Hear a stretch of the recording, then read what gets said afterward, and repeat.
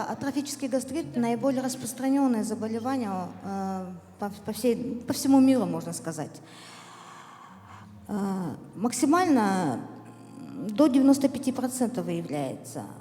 В Казахстане такая же статистика, и причиной будет чаще всего хеликобактер. Хеликобактер, я познакомлю вас в следующих слайдах, как он выглядит, что это такое вообще. Какие же вообще изменения происходят при хроническом гастрите? Хочу сразу сказать, что никакие анализы, никакой УЗИ, коллеги-медики меня с полуслова понимают, но аудитория у нас благодаря организаторам очень широкая, поэтому я стараюсь сегодня рассказать на самом маленьком, утрированном фоне, что такое гастрит и как мы его выявляем. Поэтому гастрит – это морфологический диагноз. Что такое вообще морфология? Что за слово это такое? Это значит, что мы данное заболевание можем выявить только с помощью инструментальных обследований. Мне кажется, не осталось ни одного человека, кто бы не знал такую аббревиатуру ФГДС. То есть это такой аппарат, которым мы смотрим строение желудка изнутри. И ключевой момент к этому – это явление гистологии. Вся моя будущая презентация построена на том, что я сравнивала, делала обследование пациентов до приема определенных препаратов и после. Так вот, посмотрите, пожалуйста, на слайд.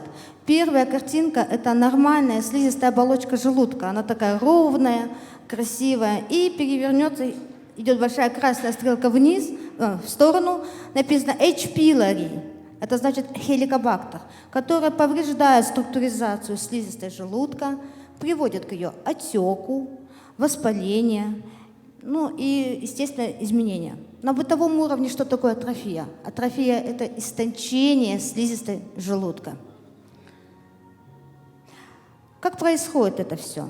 Происходит заражение хеликобактером, размножение его на слизистой желудка, его прямое повреждающее действие и изменением, обусловленным воспалительными реакциями. Этот слайд я перелистну, потом вернусь к нему. Хочу показать вам саму фотографию. Вот тут черно-белая фотография. Эту фотографию я сделала 20 лет назад. Это истинный хеликобактер в слизистой желудка. И рядом стоит слайд, его максимальные такие, скажем, ореолы обитания. Вернемся к предыдущему слайду. Так вот, настолько ли обычный хронический гастрит? Сейчас есть люди, которые говорят, да, у нас у всех есть гастрит. Гастрит у меня, гастрит у тебя. Ничего страшного, пусть все так и будет. Настолько ли это безобидно? Так вот, было 12 исследований произведено метаанализом, где длительное течение гастрита, особенно вызванная хеликобактером, повышает риск развития рака желудка в 6 раз. Достаточно большая цифра. Поэтому не так-то он и безобиден, этот банальный хронический гастрит. Так вот, эрадикация, что же нам делать?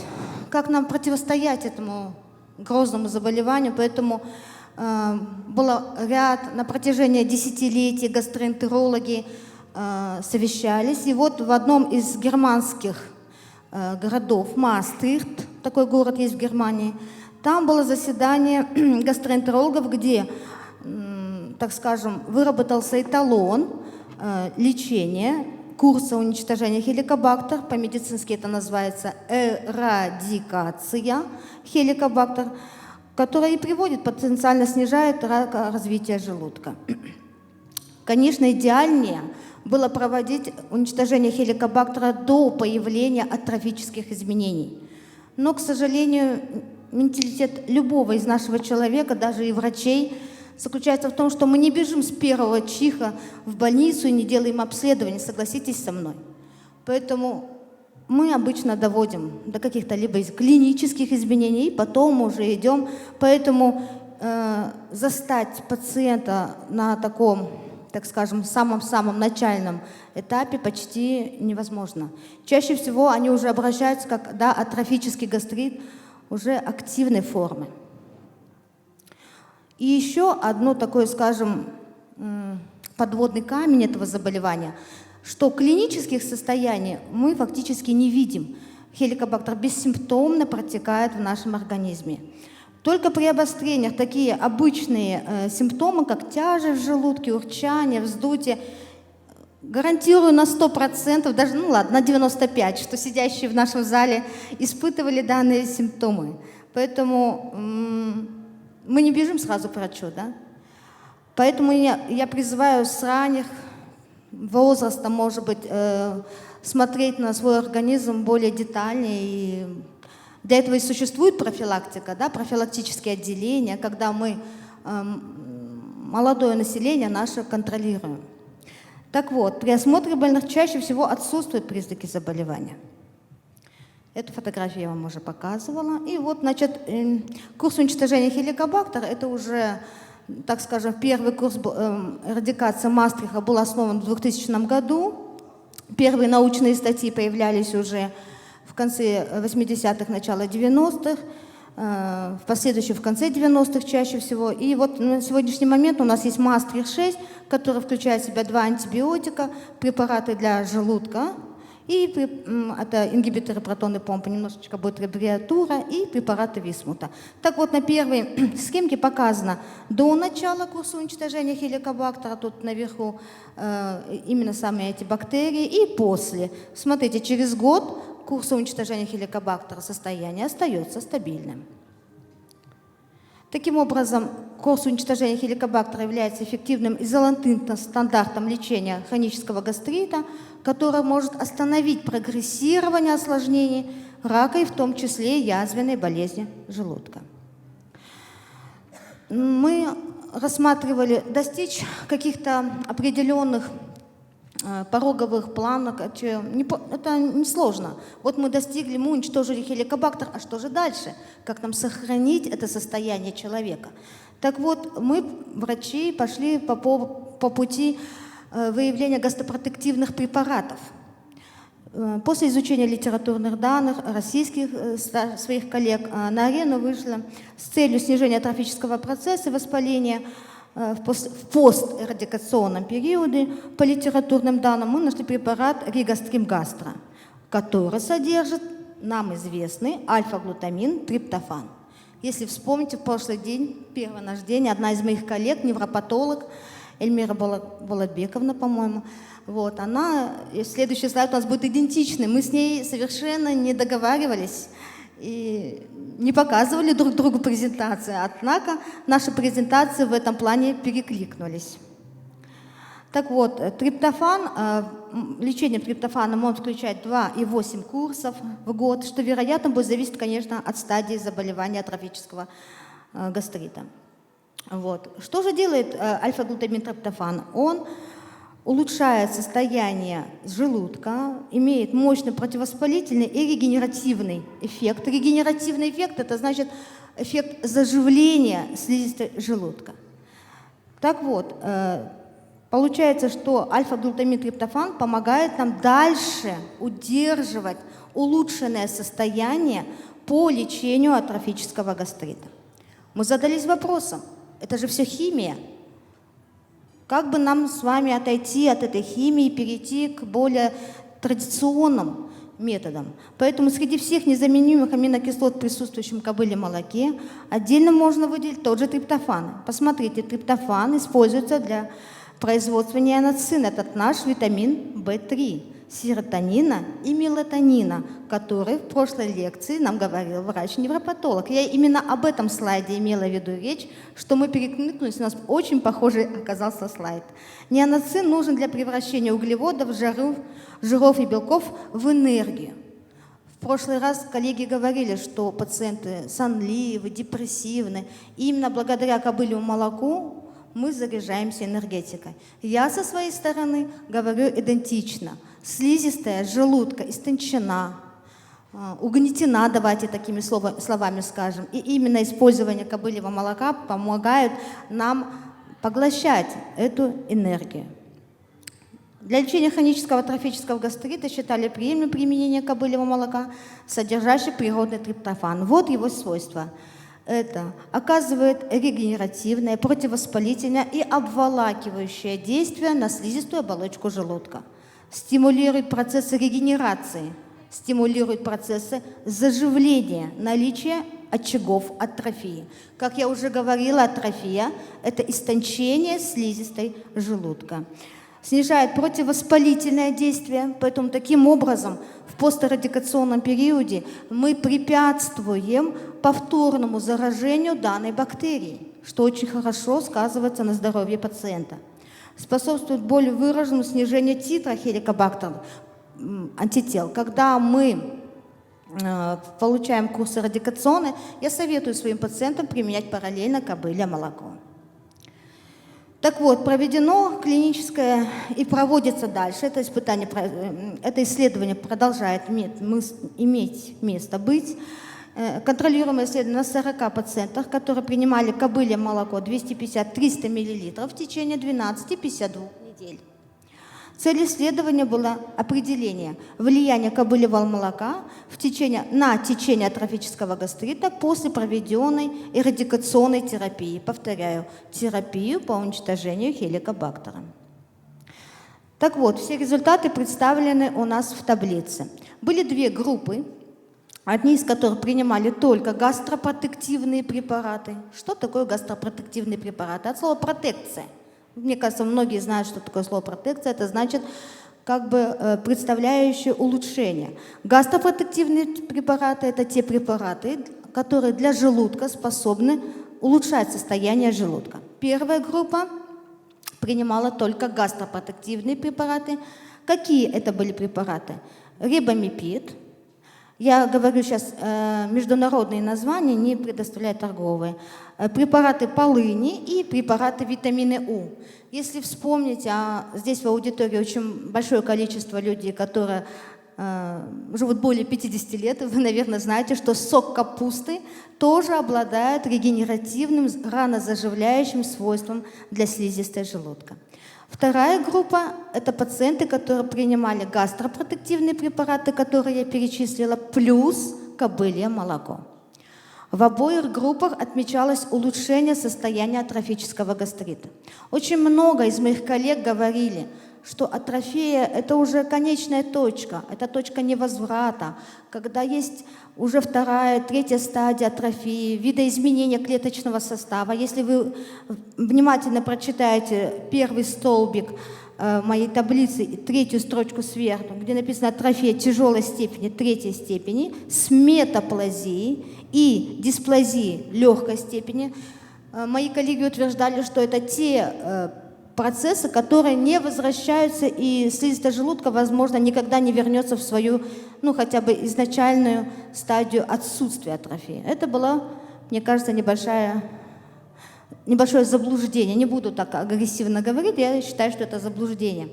Так вот, при получении радикационной терапии, курса уничтожения хеликобактера плюс гастропротективной терапии, атрофия первой степени у 10 человек прошла регресс, получилась атрофия нулевой степени.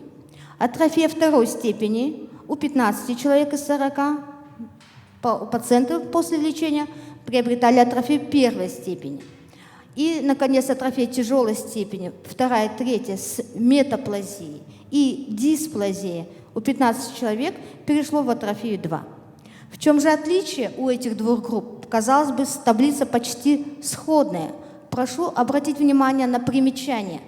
Так вот, у пациентов, которые принимали гастропротективное лечение после курса уничтожения хеликобактера и принимающие на протяжении от 12 недель до 52 недель кобылье молоко, мы отмечали, что улучшающие свойства, улучшенное состояние желудка оставалось на протяжении более года, от года до 1,5 лет, нежели у пациентов, которые принимали только химические препараты, хотя и на растительной основе, допустим, препарат полыни или препарат на основе витамина У них же произошел через 6-9 месяцев регресс этих улучшающих состояний и опять вернулся в ту стадию исходной данных.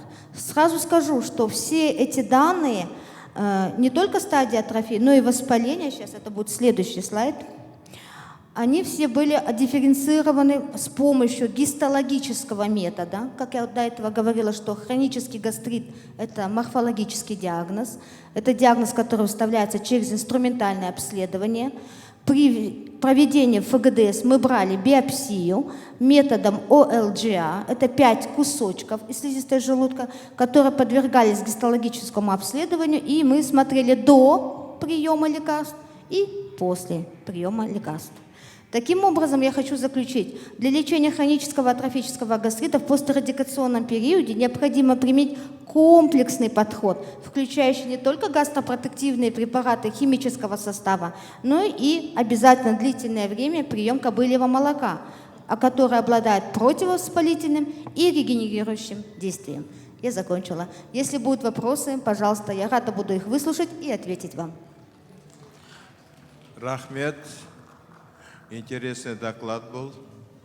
Когда интересный доклад, обязательно вопросы должны быть. Когда все понятно или ничего не понятно. А вот тогда вопросов не бывает, да? Вопросы есть? Да, есть вопросы. Кто это у нас? Пожалуйста. Жулдыз Исаковна, Значит, Аграрный университет. есть у меня вопросы к вам. Да, это же... Вот мне интересно, раз там хронический гастрит, тем более атрофические стадии, это необратимый процесс, морфологический процесс идет. После назначения кобыльего молока у вас, я там же видел, там сколько-то же процентов морфологические изменения, обратный процесс был. Да. Было, да? Было, да. Все, хорошо, много не будем. В чем проявился, как вы это уже доказывали? Пожалуйста, скажите. Хорошо. Как? В 2 словах.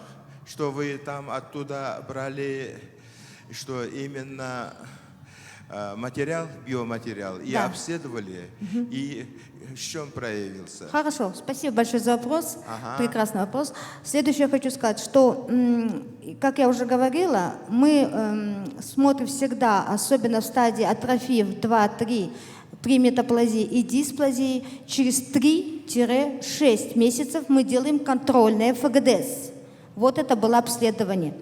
При контрольном ФГДС мы берем гистологию, то есть мы взяли биопсию. Слово биопсия тоже многим здесь в аудитории сидящим слово знакомо. Мы берем биоптаты и рассматриваем их через микроскоп, через гистологию. Проводится 150 срезов этого гистологического препарата. Так вот, там мы видели, если мы до приема кобыльего молока мы имели атрофию 2-3, метаплазию 50, 60. У одного из пациентов было 95% метаплазии, видоизменения клеточного состава желудка. Через 3 месяца он делает контрольный. Все эти 3 месяца, 12 недель я вам говорила, он пьет после основного лечения, пьет кобылье молоко. И гистологи удивляются, и даже эндоскописты удивляются, что вы делаете с этим пациентом, у него слизистая розового цвета. Я говорю, это божественная сила кобыльего молока, вот, своим коллегам. И когда мы брали заново гистологию, не то что метаплазия, дисплазия, атрофия регрессировала со 2-й стадии до 1-й. Возможно, Бахажан Расколович, в следующем фестивале я приготовлю все 40 гистопрепаратов и покажу это в реале, это факт. Это факт. Теперь клинически, я правильно поняла, да? Клинически это понятно. Когда клиническое, функциональное, это понятно. Любой человек эксперт, когда именно морфологическое восстановление, это новое открытие будет. Да, спасибо, это и есть работа моя. Нет, я хочу сказать того, что раз вы указали, что там, когда вы брали биопсию, новые клетки появились желудочные. Вот это же надо. Вообще-то, конечно, мы, когда в этом отношении очень же осторожно надо изложить это же. Именно в отношении морфология. Вчера тоже один доклад был, я хотел это же поднимать этот же вопрос, что структурно это все как будто же восстановился. Такого не бывает. Нет, нету я не такого. говорю, что оно до нуля. Сейчас это, вот когда вот именно, а в данный момент, да, конечно, вы вот это же можете так изложить, именно морфологически все это же надо показать. И это новое, если в самом деле, конечно, мы не должны превратить вот кобылье молоко в панацею все это. Не панацея, это И комплексно. да, панацею мы не должны. Когда уже подгонка это же идет, это тоже неправильно же будет. Вот поэтому вот это же данные мы, конечно, мы послушаем и посмотрим в данных именно морфологически какое же восстановление. Вот этому надо быть очень Все, осторожно. я это учту. И Рахмет. обязательно в следующем докладе я предоставлю морфологические доказательства. Рахмет. Теперь, у вас вопросы, да? Пожалуйста, представьтесь. Қайырлы күн. Нұрсейітова Мөлдір, Антиген ғылыми өндірістік кәсіпорны, Алматы қаласы. Аманаттан ба? Антиген ғылыми өндірістік кәсіпорны. Лабораториядан келдім. Лабораториядан. Сұрағыңызды қоя беріңіз. Мен сұрағым, сіз бұл жерде триптофанға аминокислота ғой, соған байланысты дедіңіз да? Бұл жерде концентрация қандай концентрацияда қабылдаған? И бірден келесі сұрағым қойсылайын. Ол жаңағы сіз бір препараттармен бірге және де оны бөлек ішетін болса, мысалға асқазан жарасы болмаған жағдайда қандай дозада ішуге кеңес берер едіңіз? Мен түсіндім сұрақты. Бірінші, количество триптофана мы, конечно, не смогли измерить. Здесь все исследование было основано на морфологических изменениях. В количестве триптофана, наверное, это в будущем у меня будет, я буду попросить химиобиологов, чтобы они мне помогали в работе. А по поводу дозы, здесь было указано в количество саумала, они принимали 3 раза в день на протяжении от 12 до 56 недель. Ну, сразу скажу, что кобылье молоко в сублимированном варианте принималось у 90%, и некоторые 10% моих пациентов непосредственно, это же зависит от сезонности, поэтому в сезон, когда была возможность принимать, и была возможность принимать свежее кобылье молоко, они принимали свежее кобылье молоко. Поэтому на первый вопрос я ответить точно не смогу, ибо здесь нужно добавить химико-биологов, которые будут измерять концентрацию триптофана. Это более глубже. Да, это более глубже будет работа, это будет учтено мною. И, скорее всего, я разверну свою работу в этом направлении дополнительно. Значит, еще есть вопросы? Да, у меня есть вопросы. У вас есть, да? Пожалуйста. Вы Асиса представьте Самовна. Спасибо, спасибо. Я такой рада вопросам. Жылдыз Исаковна, Казахский агротехнический университет. Исследование бесспорно очень актуально, потому что самое наибольшее распространенное заболевание. Меня заинтересовал вопрос про витамин У. Это искусственный витамин. Какую роль он играет и насколько оно необходимо? Хорошо. Это вопрос касательно химических препаратов, которые я использую, гастропротективных. Это был препарат Гастрорекс. Гастрорекс – медицинский препарат, в основе которого лежит выжимка из витамина У. Испокон веков витамин У – это капустный сок, который считался репаративным, имеющий репаративно ранозаживляющие свойства на слизистую оболочку желудка. В данном нашем исследовании пациенты, где-то до 30% пациентов, то есть у каждого пациента были свои гастропротективные препараты. Это зависит от финансового отношения пациентов, насколько он может купить какие лекарства. Сами понимаете, не все лекарства одинаково стоят. Но они принимали, в моем случае, до 30% пациентов принимали Гастрорекс, витамин У. Вопрос был такой? И еще один вопрос. А есть ли у вас разработанные какие-то практические рекомендации, которые вы могли бы, допустим, мы, Вы обычные можете люди, могли бы сидя использовать? отвечать, если Я вы просто немножко не устали, услышала. пожалуйста. Можно еще раз повторить вопрос? Извините, пожалуйста. Есть ли какие-то готовые практические рекомендации для применения? Хорошо. Наверное, это опять Бахажар Раскулович, вопрос моего будущего.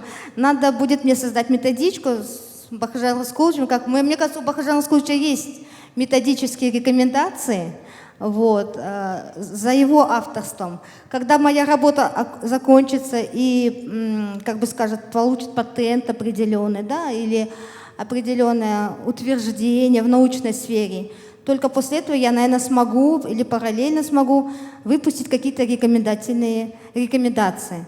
А так, в основном, я веду прием, и это чисто практическая деятельность моя. Спасибо. Рахмет.